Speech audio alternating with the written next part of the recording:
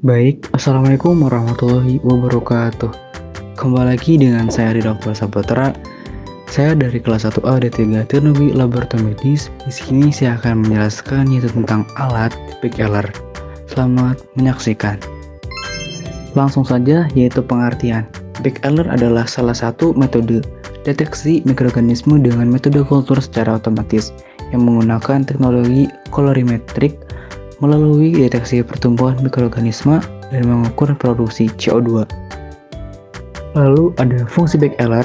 Sistem deteksi mikroba 3 dimensi BigLR berfungsi sebagai sistem pengujian yang sepenuhnya otomatis yang mampu mengikubasir, mengagitasir, dan terus memantau media aerobik dan anaerobik yang diinokulasi dengan satu spesimen pasien yang diduga mengalami bakteremia, fungimia, dan mikrobakteremia atau penggunaan klinis.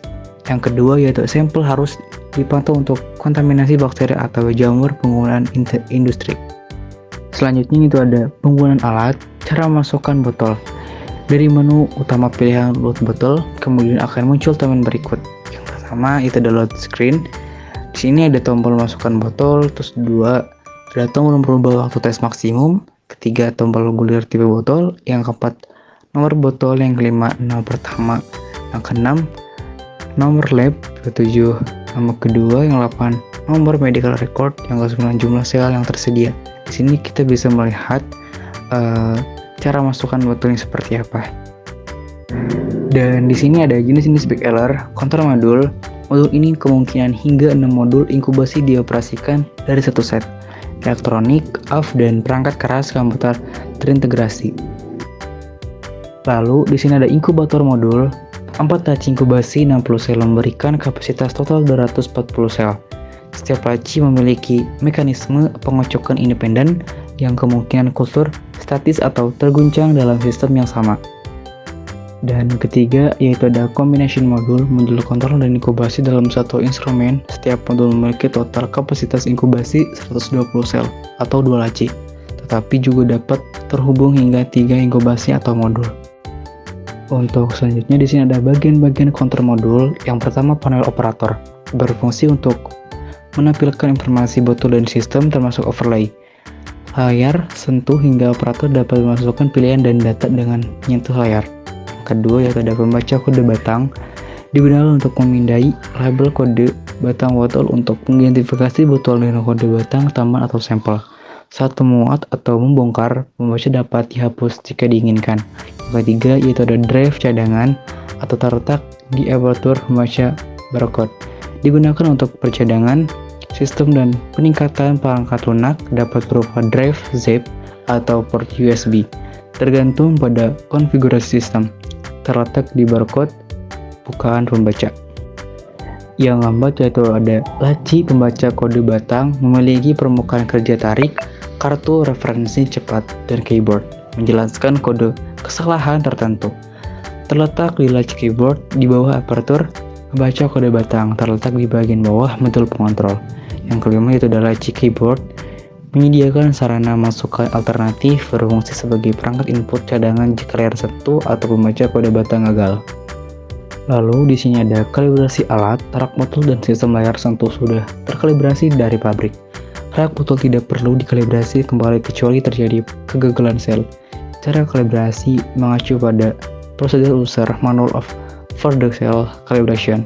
So incubation modul harus dikalibrasi dibandingkan dengan termometer eksternal dari modul dengan variasi 0,5 derajat Celcius dari suhu yang telah ditentukan mengacu pada prosedur user manual for the calibrate modul. Pemeliharaan alat dapat dilakukan secara periodik setiap hari, mingguan, atau bulanan. Cara pemeliharaan mengacu pada BigLR user manual. Selanjutnya yaitu ada pembacaan hasil, tabel hasil perbandingan isolat bakteri dan ragi yang signifikan secara klinis berdasarkan jenis spesimen.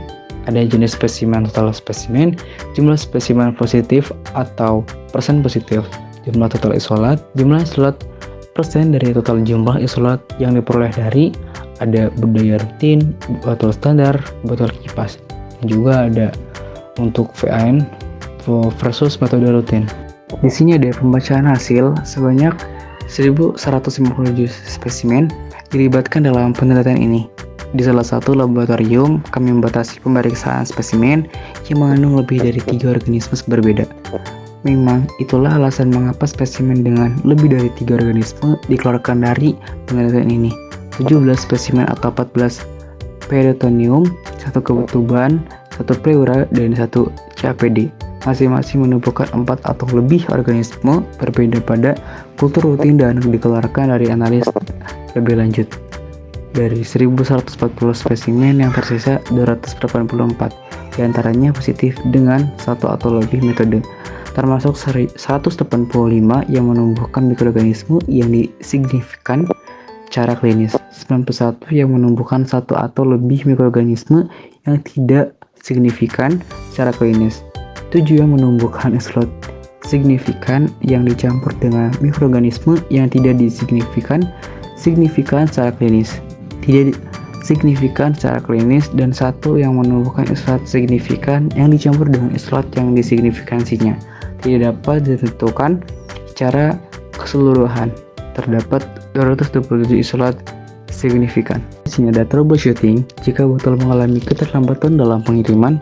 Perubahan warna yang terlihat dan tidak dapat diubah membantu mengidentifikasi botol yang berpotensi positif sebelum dimasukkan ke dalam sistem. Selain meminimalkan kesalahan negatif, PCR kultur media juga memiliki tingkat kesalahan positif yang rendah. Baik, itu saja yang saya bisa sampaikan. Kurangnya lagi mohon maaf. Apabila ada kesalahan, dimaafkan. Terima kasih. Wassalamualaikum warahmatullahi wabarakatuh. Jangan lupa subscribe dan like ya teman-teman.